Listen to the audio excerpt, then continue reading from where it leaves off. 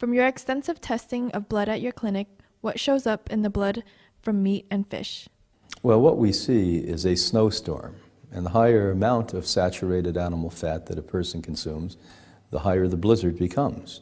And that blizzard impairs the cells. As an example, diabetes, which is growing at a shockingly alarming rate now globally, is caused primarily first not by sugar, but by fat smothering the healthy red blood cells.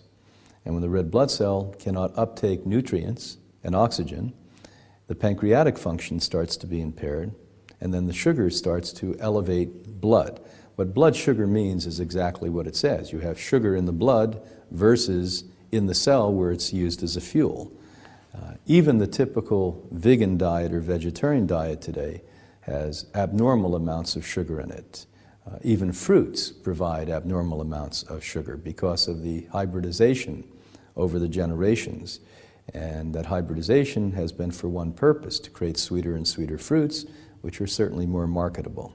So we've got to look at the kind of food we eat and how we eat it. But at the end of the day, when you look at a meat eater's blood versus a vegan, it is a shocking difference. You actually can go back historically, which we do in microscopic testing. And historically, you can go back 5 years, 10 years, 15, 20, 25, and 30 years, and actually see the impairments that it's created on cellular levels in different organs and organ systems and skeletal systems of the body. And the higher amount of meat that a person consumes, in my diet as an example, when I began all of this almost 40 years ago, my diet was primarily a meat and dairy diet. My family, as most people in North America and Western Europe, didn't favor vegetables and swallowed them down for some incidental reason, probably because it was supposed to be on the plate, always smothered in butter.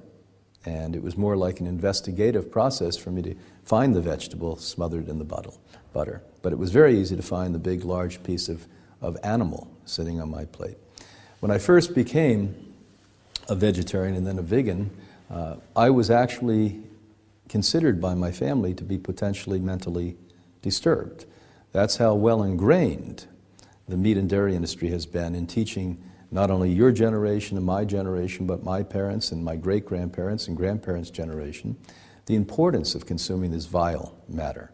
The human body is not built in any way to take this. So the result is that in blood profiles, and we do 3 forms of testing when people come to Hippocrates, not only the microscopic, which is the most revealing to the point we're asking here, but also a medical blood test.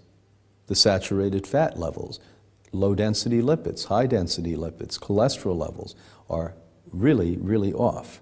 We find that in about 35 to 40% of the cases of heavy meat consumers and dairy consumers, and we'll make a point on that in a minute, that they also have liver enzymes and gallbladder enzymes impaired. Now that's a very high percentage when you think it's a third or more of the people that not only impair the arterial walls and the organ systems of the body with this excess waste and fat, but now we're actually destroying the liver that filters blood and the gallbladder which filters fat.